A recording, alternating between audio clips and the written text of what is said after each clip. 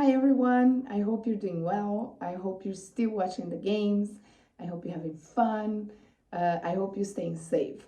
I'm still enjoying doing those videos for you. Today I wasn't exactly planning on doing a video because I did an Instagram live.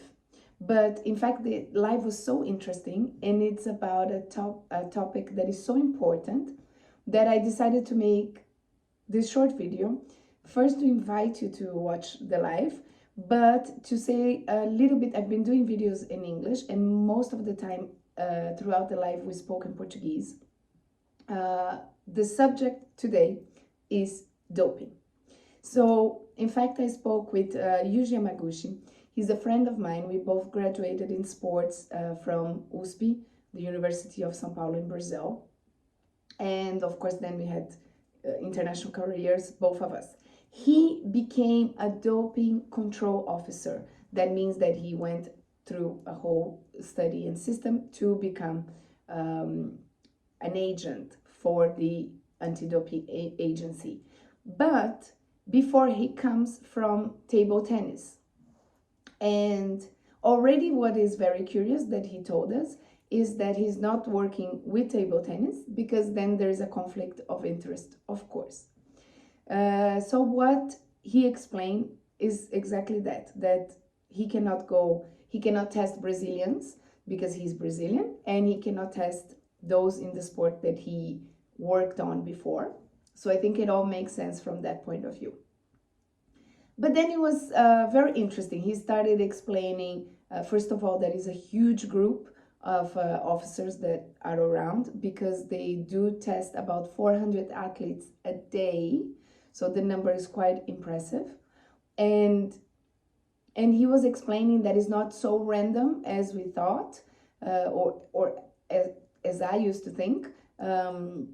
What he explained is that there's this whole logic behind. Well, first of all, if there is a world record or Olympic record, then you're tested for sure, just to make sure that you validate that record.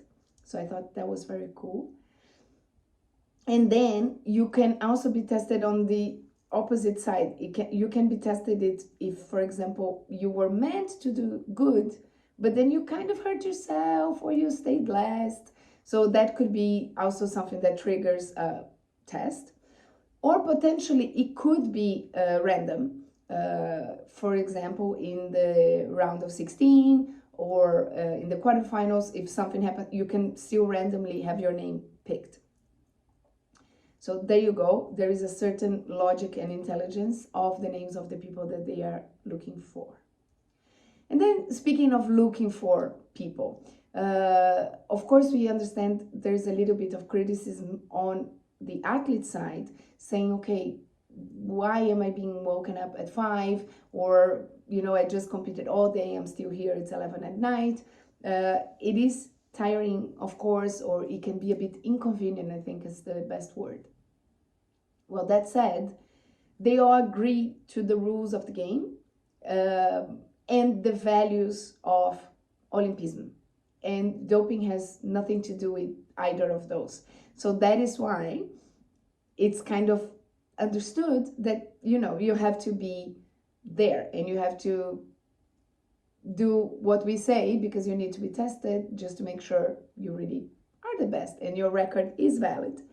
And what he was saying is that that there could be a better way to do it. He was really speaking, of course, not on behalf of any agency. He was speaking for himself, that, ultimately we could maybe be better with our timings or etc. But he also explained that athletes, they have a certain window that they have to justify their whereabouts. And he used that word, so I think that's a key word when you are in the Olympics. So you have to say your whereabouts. That means, okay, I'm not training and I'm not competing, but within this hour I am in physiotherapy. Or, you do explain where you are because you are meant to be found at any point when you are competing. And what Yuji was saying is that some athletes, they are caught exactly because they are not exactly where they say they would be, and you know, this could happen as well. So I thought that was very interesting. And last but not least, we did discuss a little bit the whole list of substances that could be potentially tested or, you know, found. So he did say that the list is very extensive, and he did say there is some sort of problematic, I want to be careful with my words, but it could be that, you know, the timing of when the substance was in your body could have a bigger frame than, yes, I just use this exactly now to get this better performance. So if you are found with one of the unapproved substances in your body, either way, very sorry, you're out. You know the rules and you're out. But yes, it is true that there are some things that first do not necessarily improve your performance. So we spoke about that. And second, maybe they're not in that time. There is a certain curve that, you know, biologically or biochemically, I would say, would be the best time. And, you know, really, was that substance in your body at that point? Like, sometimes it's hard to say, but that's why you would have to be, as the anti-doping agency and the testing agency, you would have to be a bit more strict, if I can use this word, exactly to ensure that the answer will come out, and, you know, only the known doped athletes would be put forward in a way. He did say many times that, of course, the principle of doping or of doping control is to protect the athletes, right? It's within my interest as an Olympic athlete that my opponents are not doped. So it is something that I should be pro all the time. So that's why it's a bit of a sensitive discussion. Again, if you speak Portuguese, I invite you to take a look at the video. If you don't speak Portuguese and you have more questions, I would invite you to actually inform yourself a little bit more, but also send me your questions. I will try to find some answers. I will leave here the link of the anti-doping agency, and I will leave here also my Instagram, so you can go there in case you want to watch the live.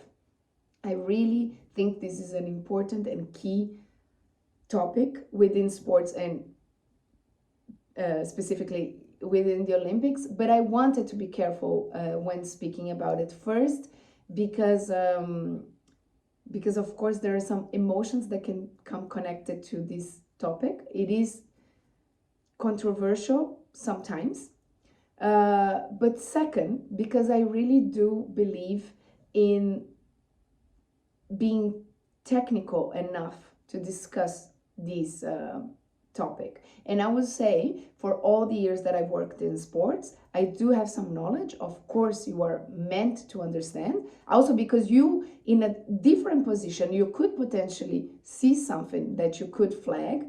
It could potentially happen. But I wanted to be careful, because at the same time, it is definitely not my expertise. And I could definitely make a mistake in the technical terms, and I didn't want to do that. I was just encouraged because I had this live. It was extremely interesting. Not only that, it was exciting to have someone live from Tokyo talking to me. So I hope you do go check it out, and I hope you do inform yourself if you want more answers regarding doping. And otherwise, I just hope you have fun and you keep watching the games and you keep coming back to my channel. Thank you so much. I see you again soon.